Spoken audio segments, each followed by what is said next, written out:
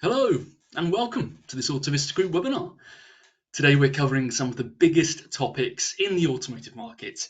We're going to go through residual values, market dynamics, and EV momentum. I'm Tom Geggus, I'm the editor of Autovista 24, and I'm going to be your moderator today. In a bit of a break with tradition, I would actually like to invite our panel to introduce themselves. So, Ana Lange, I'm going to start with you if I can. Maybe you could tell us who you are, what you do at Autovista Group, and what you're looking forward to discussing today. Yes, sure, Tom, and hello, everybody. So I'm Ana Lange, Director of Research and Innovation at Autovista Group, and I'm looking forward to hearing from Anna and Robert today how residual values have developed since our last webinar when we talked about it. Amazing, thank you. Ana Azofra, I'll come to you next. Yeah, good morning, Tom, and good morning, everyone. Ana Azofra, Regional Head of Valuation and Insights for Southwest Europe region and Poland.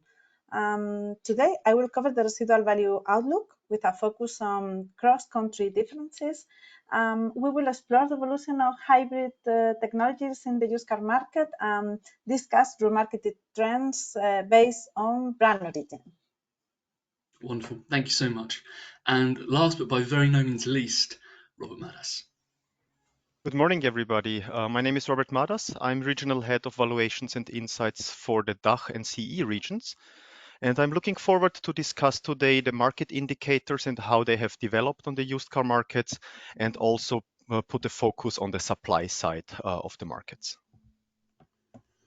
Amazing, thank you so much to you all for taking time today. Now, of course, that does give you a bit of an insight into what we're going to be discussing today. But just to break things down, we're going to be covering topics in 3 different segments. The first is looking at the economic environment and what's going on in the market quite broadly. Then secondly, we are going to be diving into remarketing and residual value trends. And then for our third segment, we will be looking into electric vehicles and new market entrants. So a really broad range of topics, but all absolutely crucial to cover. Now, as with all our Autovista Group webinars, we will of course be ending today on a Q&A session. So if you have a question for our panelists, please do submit. You can submit at any point throughout the webinar. Just go to the questions button and you will be able to submit a question. We will do our absolute best to get to those questions by the end of the webinar, but if we don't manage to, because sometimes we get just so many questions, please don't worry. We will reach out to you via email after the webinar is over with a response. Well, I think that's probably enough pontificating. This introduction done. It's time for our first segment, because the story of 2025 so far has really been one of uncertainty and friction, complications for businesses. Ana Lange, maybe you could take us through some of the major influencing factors we've been seeing. Yes, Tom, sure. So, I mean, as you said, it's been quite a turbulent year, and there's a lot of uncertainty, mainly because of geopolitical conflicts, but also by a great deal because of the trade policy disputes. So that creates a lot of uncertainty in economies and hinders trade.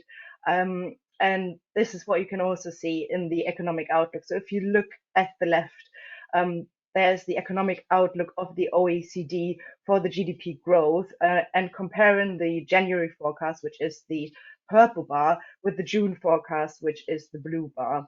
And as you can see, because of all of these uncertainties that have been occurring during the year, the OECD has reduced their economic expectations worldwide, but also for the euro area and for the US. What you can see also is that the Chinese GDP expectation hasn't changed, but that's because the Chinese economy is more sort of government funded, which means they are more in control of their economic output. But overall, because of the trade conflicts and the trade policy disputes, the OECD thinks that we should expect a lower economic output. But they also state, and the same as the Monetary Fund, that this will be highly dependent on how the trade policy disputes end. So this is too sort of quite volatile actually as a forecast. On the other hand, what you can see to the right is that inflation rates are coming down, which is a good thing in itself. They're slowly but steadily coming down. So as you can see, in May we had 2.2% interest rate inflation rate in the euro area, which is half a percentage point lower than the last year, but they're coming down slowly and we're still above pre-pandemic levels. Similar for the interest rates, which basically sort of follow that trend. So the European Central Bank has also lowered the interest rate by 0.25 percentage points in June. So this is actually sort of good news for the economy, but it's too slow to actually make a difference if you look at the consumer price index, which basically is an index that indicates how much households need to spend on goods and services. And that has been on an all-time high in April and had a similar figure in May, which means that households do need to spend a lot more on the same basket than they used to, which obviously then impacts affordability. So lower outlooks, slightly lower interest rates, but still that consumer price index is up. How are we seeing this impacting the automotive market, Anna? Yeah, so I mean, obviously, the economy in itself is not helping because we got lower affordability and reduced investment because so households are reluctant to make investment decisions now, which obviously impacts new car registrations as vehicles are a very expensive consumer good. But also businesses are hesitant to invest because of the volatile environment, so they're holding back investment decisions because no one really knows how things will be panning out. And then, as I mentioned before, we got the trade conflicts, which massively impact the automotive industry. Again, there are investment decisions to be made by businesses, whether to, for example, reshore production plans or not. And supply chains are disrupted as well, also by the geopolitical conflicts that are going on. So the recent example is the Chinese rare earth restrictions that they put in place. So again, there's supply chain issues, but also investment decision issues, where to set up or whether or not to set up plants somewhere else and where to produce vehicles, where to export them, where to put the volume. And then we still have the evergreen topic of the emissions. So while the EU was sort of slightly softening their emission sort of regulations, that is still very much a topic for manufacturers. So there's still a massive volume push of electric vehicles to reach those targets, while manufacturers are still struggling with profitability with their electric vehicles. They're basically forced to sort of push that into the market. And then at the topic of electric mobility, there's still sort of rapid technological advancements in that field. So there's still new technologies with every model generation. While the combustion engine market is quite mature, here we have sort of rapid changes, which also leads to profitability issues because manufacturers need to invest a lot in developing that and staying competitive.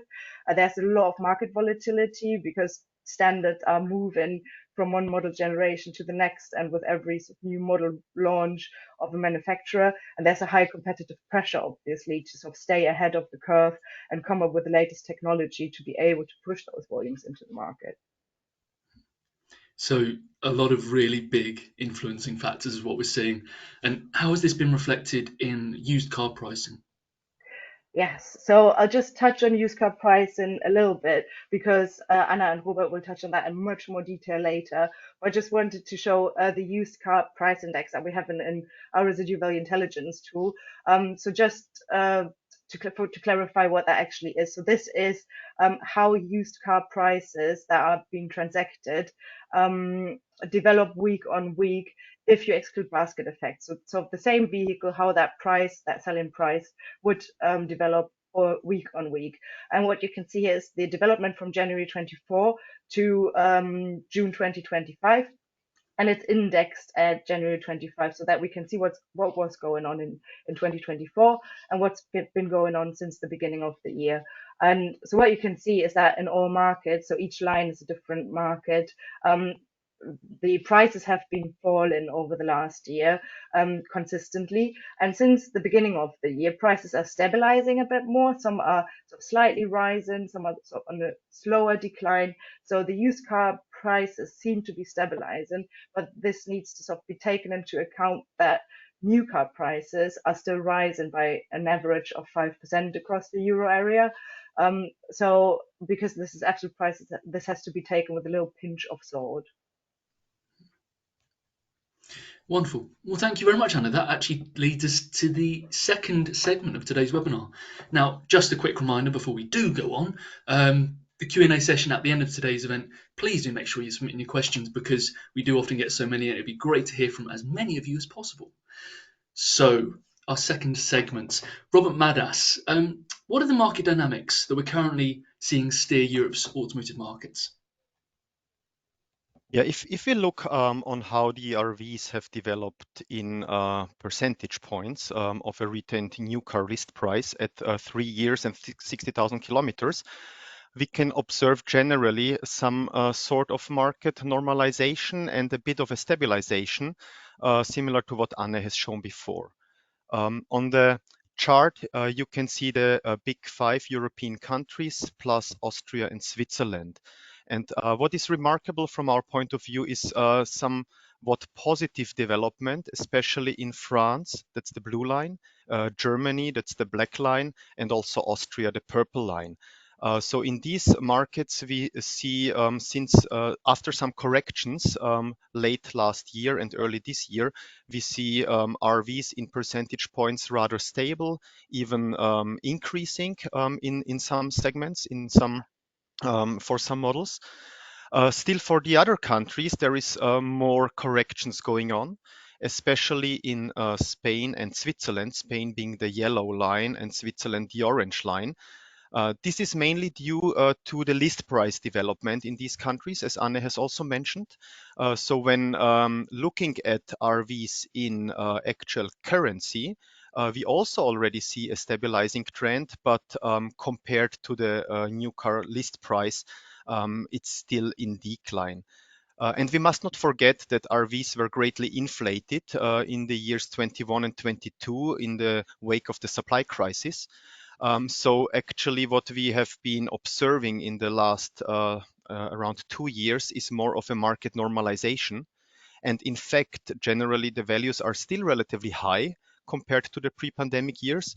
In this group of countries, it's only Switzerland where we are approximately at the same level of 2020 and before. You can also see some trends on the bottom of the chart where we have a 3 months, 6 months, and 12 months trend indicated for each individual country. And as mentioned in the beginning, in Germany and also in Austria, there's already some positive development on average observable at the moment. And how have used car demand and other remarketing dynamics actually developed in recent months? If you look at the market indicators, they also give us a hint on what the future will bring. I have brought a picture here from France because it's quite typical, the picture we can see here. And this represents the observation of the active used car adverts. Again, a trend from late 23 until today. On the top of the page, we can see the average car age broken down by fuel type. This indicates, of course, some structural trends. That's as expected. The offers of diesel fuel vehicles and also of petrol vehicles are slightly increasing in average age, and BEVs, PHEVs, and full hybrids are the youngest cars on adverts. So more interesting maybe is then the demand side, which we can see in the middle, where the stock days give us some indication on how good demand is at the moment. And here we see a parallel development for all fuel types. In the year 24 until the third quarter approximately, there was an increase of stock days actually for all fuel types. But since then, it's slowly but steadily decreasing. So this means there is some improvement. This indicates that there is quite a better turnover today on the used car market than it has been approximately a year ago. Of course, BEVs still sell slowest. We will cover this separately a bit later on. So here dealers need to advertise longer, and they also have to manage the price more often. And that's the bottom of the chart, where you can see the number of price changes until the advert disappears from the portal. The development is quite similar to the middle of the page, where the price changes on average have decreased a bit. So it also indicates a more balanced situation with regards to supply and demand at the moment.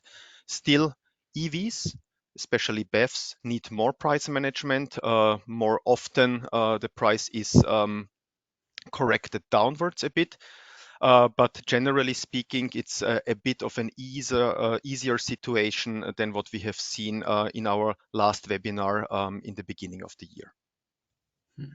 And I think speaking about our last webinar, Ana Azofra, what's our outlook across the European markets? And maybe you could tell us about any differences between our outlooks at the beginning of this year and now, halfway through 2025.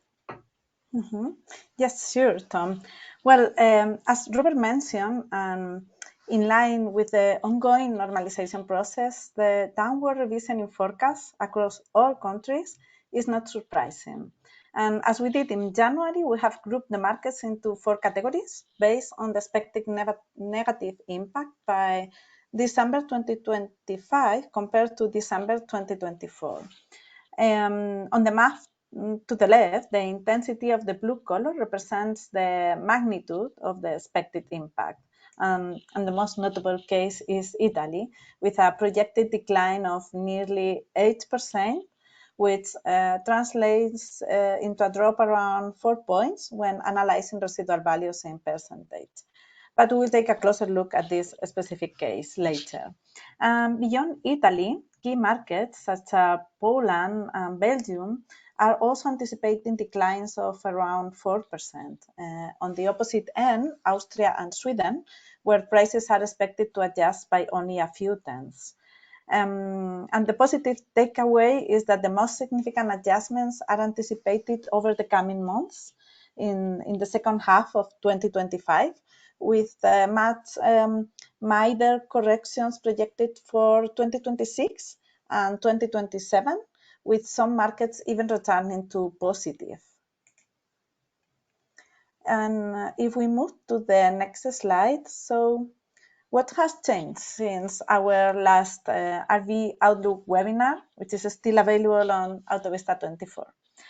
Most countries have kept their forecast stable. A few, like Austria, Portugal, and Romania, you have the list on the left, have even improved them. However, others, including Italy, already mentioned, Belgium, UK, Hungary, Slovenia, Croatia, Switzerland, and Netherlands, have revised them downward. In particular, Italy and Belgium saw significant corrections, slightly lowering the overall average from negative 2.4% in January to negative 2.8%, but without altering the general trend. As Anne mentioned earlier, the reasons are clear: uncertainty around tariffs, volatility, ongoing geopolitical tensions and conflicts, and persistent economic instability. That's putting pressure on prices, reducing purchasing power, and contracting both new and used vehicle markets. In Belgium, we are seeing very aggressive promotional activity, unseen since pre-COVID times, which is clearly impacting RVs and then outlooks. Now moving to the next slide and looking at Italy. And this is a mainly case of accelerated normalization. Prices remain well above Italy standards for years. Italy is the green line in the chart, and the adjustment was somehow delayed. Prices are still about 10% above pre-pandemic levels, as you can see in the chart, while most other countries began normalizing earlier, except Spain, which is the yellow line in the chart, which still remains at a similar stage. In short, Italy has more room to fall and has now accelerated its pace of decline. Wonderful. Thank you so much, Hannah. Well, that takes us through to the third segment of our webinar. We're really flying through today. Just a reminder to make sure you submit your questions for the Q&A session. We're already getting some really good questions in about RVs and about different powertrains. We'll definitely come on to those topics. But again, if we're not able to reach your questions by the end of today's webinar, we will, of course, reach out to you afterwards. And just to let everybody know, of course, as we always like to do, and as Anna mentioned earlier, we like to share the recordings of our webinars on Autovista 24, so you don't need the separate slide decks. It's all there as a recording. So, Robert Madas, maybe you could reveal our updated battery electric vehicle RV outlooks. Yes, for sure. To put it short, the outlook for BEVs has improved slightly, but RVs remain under pressure. So we have seen a hard time for BEVs last year, and they will be under pressure also this year. On the left-hand side, you can see a screenshot from our residual value intelligence tool, and the green bars show you countries where we have a clearly improved outlook for 3-year-old BEVs. That's Austria, Germany, and Switzerland. In the other countries, the outlook has remained stable. But as you can see on the bottom part of the picture, the trend for 3-year-old BEVs has been rather negative in the last year, and also in the first half of this year, there have been some more corrections. So even with the current improvement of the outlook, we still expect some more adjustments, especially for BEVs with 3 years, 4 years, or even older. The youngest ones, 12 months old vehicles, they perform better. There's not such a big gap compared to ICE vehicle RVs. The reasons are there is an increasing supply of used BEVs hitting the used car markets, but also the developments on the new car side, they put pressure on RVs because OEMs are still forced to hit CO2 targets, even if now there is a bit more of time allowed to do so. And this is causing also discounts in many markets, and discounts per se are detrimental for RVs. And also on the demand side, we still see a rather weak demand, especially for older used BEVs. That's also due to the technological reasons because there's a lot of advancements in range and technology on the technology side on the new car market, but also on the policies because of the policies. Because if there are incentives, usually they are organized for the new car side, but not for the used car markets. And this doesn't help the used BEV RVs on the used car markets. Well, maybe you could take us a bit deeper, Robert, into kind of another reasoning behind some of these developments for BEVs. Yeah, for sure. One impressive picture from my point of view is if we look at the increase of EV supply on used car markets. Here we see, as an example, Austria with the market volumes of used car and the change. So on the left-hand side, it's the beginning of the year 23. It's indexed to 0. And the further right we move, the further we move towards today. And as you can see, in the years 23, but also in the years 24, BEVs, but also plug-in hybrids and hybrids have hit in increasing numbers the used car markets. So today there is around 150% more electric vehicles on offer than approximately 2.5 years ago. The same is true for plug-in hybrids and hybrids. So the supply has increased significantly for these type of vehicles, whereas for petrol and diesel vehicles, the supply has the trend has decreased more for diesel vehicles than for petrol vehicles, as you can see on the bottom of the picture. And used car markets today are struggling to absorb these volumes of EVs coming to the market. And the supply of petrol and diesel cars, as I have said, have decreased. And this stabilizes also the RVs and used car offer prices for these type of vehicles. So that's why ICE vehicles stabilize quicker in terms of asking prices, but also in terms of RV percentage points. Well, I think Ana Azofra, maybe it's time we talk a bit more about hybrid residual values and whether there's been any specific trends that we've seen develop. Mhm. Yes, sure. In recent years, concerns have gradually shifted from diesel residual values to growing uncertainty around electric vehicles. But while we have focused on those technologies, one has quietly emerged as a true leader in both sales and residual values, the full hybrids. And then it's worth giving them some attention today. If we look at the graph on the left, based on EV volumes data, Autovista Group company, we can clearly see a steady growth of hybrids sales since 2018. And in fact, hybrid vehicle sales have tripled in the last 5 years, making them the champions of the green transition. And also, as shown in the pie chart on the top right, full hybrids account for 14% of new car sales, up to 2 points from last year. And if we were including mild hybrids, they would already account for 40% of the market. If we move now to the next slide and we start look at residual values. The chart on the left compares the average, as always, 36 months, 60,000 kilometers of hybrids residual values versus other powertrains across 3 markets. First, Spain and France, where hybrids lead the market in RVs. In Spain, hybrids are nearly 6 percentage points above petrol and 16 points above BEVs. And in France, the gap with BEVs is even wider, around 18 points, while difference versus combustion engines is smaller. In Germany, combustion engines still lead in RVs, slightly ahead of hybrids. German brands have traditionally favored other technologies, which helps explain their more limited hybrid adoption or hybrid preference. On the right part, we have another strong indicator, the days to sell, and using Spain as an example.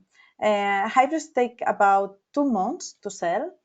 ICEs take a week longer, and PHEVs 2 months and a half. Electric vehicles take 3 months as an average.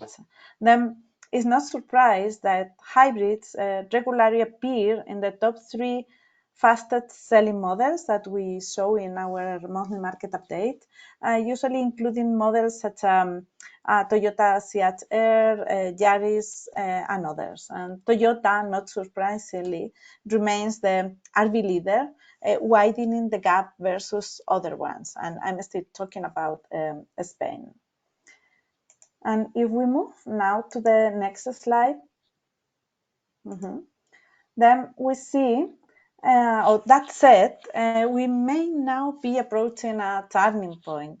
With hybrids volumes having tripled, is a similar chart to the one Robert saw a few minutes ago, but now European coverage. The yellow line in the chart shows rising hybrid supply since early 2024, something that will certainly put downward pressure on RVs.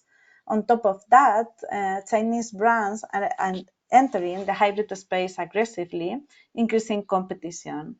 And most countries, except Spain, are already reporting slight negative adjustments in RV forecasts for hybrids, which is a clear sign that normalization is beginning for this powertrain as well. Wonderful. Thank you so much, Anna. Well, as you mentioned there, of course, many Chinese brands are bringing battery electric vehicles and full hybrids to Europe. So, Robert Madas, how are they performing in terms of residual values in Europe, these manufacturers? Yeah, that's quite of a mixed bag. To illustrate my point, we have selected here used car actual values for some selected brands from the German market at 12 months. And here you can see BYD and MG being the Chinese brands on the chart in the purple color and the green color, compared to Volkswagen, BMW, Audi, and also Tesla. It's a very high level comparison, so we're talking here about averages over all segments for BEVs and PHEVs combined. But still, to make the point, the RV performance of a brand doesn't depend necessarily directly on its origin. As you can see with the purple line, BYD performs quite well on average.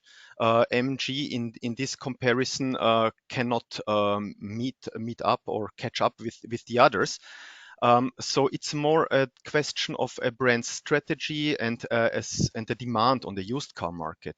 Of course, this picture can look differently if we compare it on a model level and compare it with like-for-like models or a competitive basket. But just to make the point that it really depends on the individual offering of a brand. Often Chinese cars are traded at lower price points or offering more equipment at a similar price point, and then they can still perform in a similar way.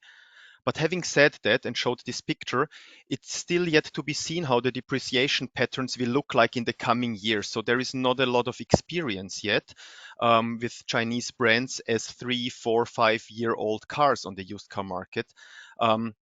So we will see how this picture will develop in the next years. Anyway, the competitive environment is also forcing European brands now to work on their new car offering and also to offer vehicles at sometimes lower prices or at a more offer packages that are more favorable for customers. So, Ana Azofra, then, what are the main differences between remarketing for a European domestic brand and a Chinese brand? Yes, the KPIs we track clearly support the points Robert just mentioned. Specifically, we look at the average age of vehicles on offer, the days in stock before sale, and the frequency of price changes during that time. And if we take also Germany as an example, focusing on vehicles up to 2 years old and using the same brands Robert highlighted, and we can see that good performance is not exclusive to European brands. If we analyze the case of Tesla, let's say the oldest of the new players, it's striking to know the aging of each vehicle in the offer. Tesla is the brown line in the first chart, which is managed to compensate with a good stock turnover, as we can see in the second graph, but which needs continuous price adjustments, as we can see in the third and last graph. If we look at MG's data, we see the difficulties MG is facing in placing its cars in the used car market, probably as a result of volume-based new car sales strategy. And another new player, BYD, which is performing very well on all indicators with short time in stock and stable prices. Smashing. Thank you very much, Anna. So this leads us to the end of our webinar and really the Q&A session of our webinar, because we've had some great questions sent in. So thank you so much if you have already sent in a question for our panel, but please do keep on sending questions if you have more. And of course, as I keep mentioning, if we aren't able to reach your question by the end of today, because we've had so many, we will reach out to you after the webinar today. So I think quite a good place to start actually is looking at what these different residual value trends mean for different businesses. So Robert Madas, what do these current RV trends mean for fleet and leasing companies, for example? That's a really good question. Of course, the exact impact will depend on the structure of the actual portfolio, especially with regards to the fuel type a company is holding. But generally speaking, as we have seen today, the situation has eased a bit. So the outlook has become less negative, a bit more stable. We have seen a bit more of a balance now in the supply and demand on the used car markets. This is supported by the market indicators that we have discussed before. So generally speaking, the trend is a bit better than what we have shown half a year ago. Thanks, Robert. Ana Lange, a question through about battery electric vehicles versus internal combustion engine vehicles. What's the difference there in terms of, I mean, both residual value and say total cost of ownership? Yeah, I mean, it's not as straightforward. I think sort of Anna and Robert have sort of alluded on the residual value difficulties and how that depends on the strategies of the different manufacturers. And I think TCO is even less straightforward because it obviously highly depends on sort of the holding time of the vehicle, the mileage that you want to drive it, and also like the driving pattern, whether it's a home charging situation or whether it's like public charging situation. So that is all these are all influencing factors for the total cost of ownership. But if you sort of look at like for like models and try to compare them with like similar scenarios, there's another factor in play that majorly influences that, and that is sort of which country you're in and how that these country policies are in effect. Like if you, for example, look at Germany, where you got no new car incentivization anymore for electrified drivetrains, and driving a combustion engine vehicle is relatively cheap from a taxation perspective, it will be quite hard to have a favorable TCO for the electric vehicle. So usually the combustion engine is better from a TCO perspective. But if you, for example, look at Netherlands or Scandinavia, where the situation is different, you will usually have a more favorable total cost of ownership for electrified drivetrains. And then another complicating factor is the technological setup of the vehicle. So whether the electric vehicle has a different platform strategy and maybe sort of specific parts or specific tires that are more sort of effective to increase the range, it will be more expensive in the maintenance then. So it's really hard to say what is favorable in terms of fuel type because it highly depends on the circumstantial factors. Thanks very much, Anna. Ana Azofra, obviously we've spoken a lot through this webinar about battery electric vehicles and full hybrids. Maybe you could talk us a bit through the residual value evolution of plug-in hybrid electric vehicles. Oh, sure. One of the main concerns as well. Well, a few years ago, we believed that plug-in hybrids would have a very short life. They were seen mainly as a transitional technology between combustion and full electric. And at one point, their trajectory was very similar to that of BEVs, in a negative direction, I mean. And however, they have managed to recover. The downward trend has now stabilized, and today PHEVs are showing more consistent performance. Of course, results vary depending on the model and the electric range. Current PHEVs offering ranges close to or above 100 kilometers, what improves usability and therefore desirability. And meanwhile, Chinese brands are rapidly expanding their PHEV portfolios. This allows them to reach a broader customer base and also escape tariffs, making PHEVs a strategic asset in their growth. Interesting. Robert Madas, I'm going to come back to you if I can, because you've already discussed the effects on businesses when it comes to fleets and leasing companies, but I think it's important that we also touch on OEMs and how their behaviors and how their design development practices affect residual values. So what can OEMs do to influence residual values? Of course, one of the main things that OEMs can do is the pricing strategy. So if you are offering at high list prices, but then granting a lot of discounts on the new car marketplace, this translates immediately into an effect on RVs that is negative. So if you have a clear pricing strategy and there is not a lot of discounting going on, this helps for sure. Also, with regards to the channels an OEM is serving, so we know that the rental channel or other short cycle channels, if there are massive volumes coming out of these channels and hitting used car markets, it's usually hard for those used car markets to absorb these numbers. So also a healthy channel mix strategy is helpful. And generally speaking, also what Anne Lange has mentioned before when it comes to the TCO of a vehicle, especially in a B2B context, having TCO advantages compared to others helps the vehicle RV as well. Thanks, Robert.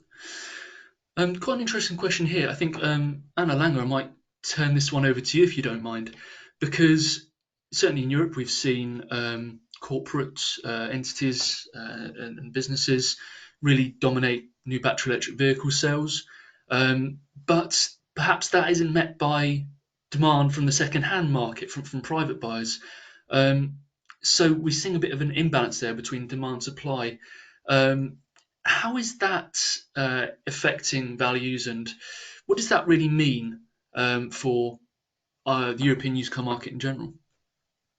Yeah, I mean, that's the conundrum that everybody's trying to solve, right? So everybody's trying to push electric vehicles out because they need to, while sort of new technologies are emerging. And I think we sort of need to, the aspiration is to get to a stage of somewhat maturity so that we wouldn't have that volatility anymore, which basically electric vehicles that were released a few years ago are already outdated and not desirable anymore in the market.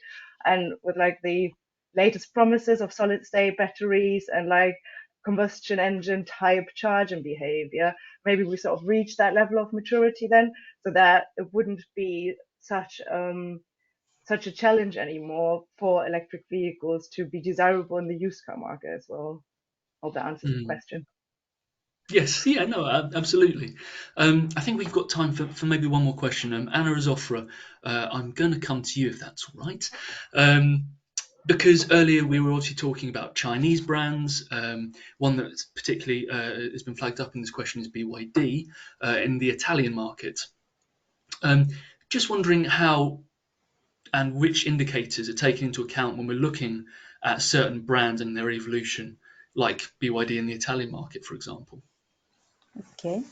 Yeah, I think we have to take into consideration that Italy, as well as Spain, we are not a mature country on electric vehicles. Then we will still time to observe what is happening in the used car market. Then it's too early. There are only positive or negative signs. Then I don't know right now exactly how is the situation for BYD in the Italian market. We should take the data. But yeah, perhaps it's performing well because they have a very stable pricing strategy so far, at least so far. And then we have to keep an eye on what is coming next in terms of volume. Right now, they are offering very young cars, of course, in the used car market because they are in the market just for a couple of years. Then they will need more time to fix the strategy and to see how the evolution will be in the coming months. Wonderful.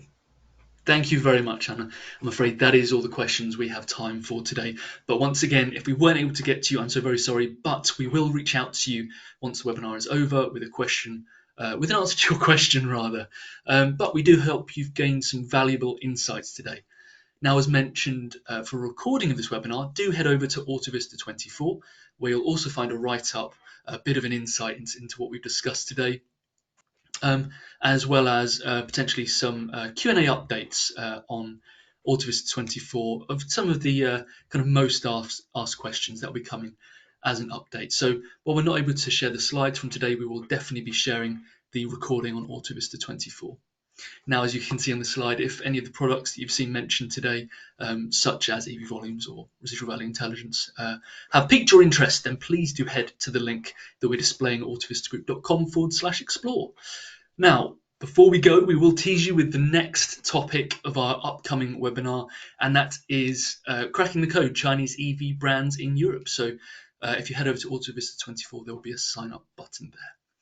Thank you all so much for joining us today. It was wonderful to see you all, and thank you to our excellent panel for so many excellent questions and explains. Thank you all very much, and have a wonderful day. Thanks, Tom, Thank for having you. us. Thank you, Tom. Bye. Thank you. Thanks. Bye.